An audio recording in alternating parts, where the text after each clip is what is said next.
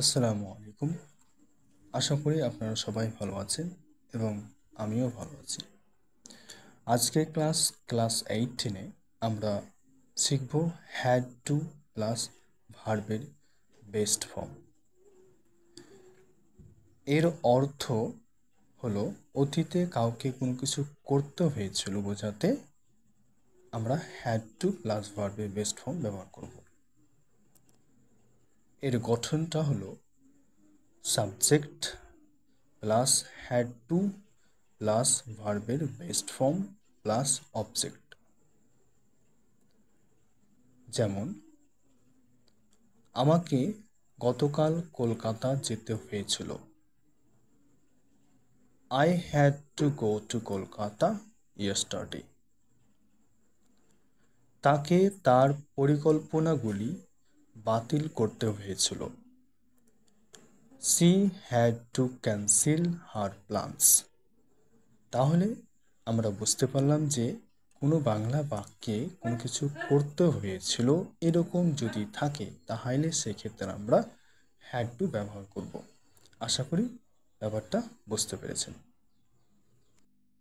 Negative বাক্যের ক্ষেত্রে আমরা subject didn't have to plus V on plus object.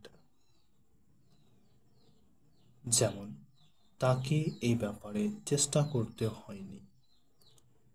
He didn't have to try in this regard.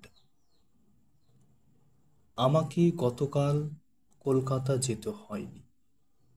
I didn't have to go to Kolkata yesterday. তো negative বাক্যের ক্ষেত্রে আমরা they didn't have to এবং ভার্বের best form ব্যবহার করব।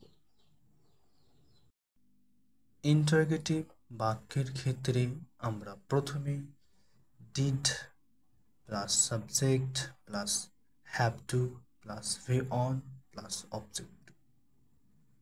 যেমন তোমাকে কি গতকাল ডাক্তারের কাছে যেতে হয়েছিল?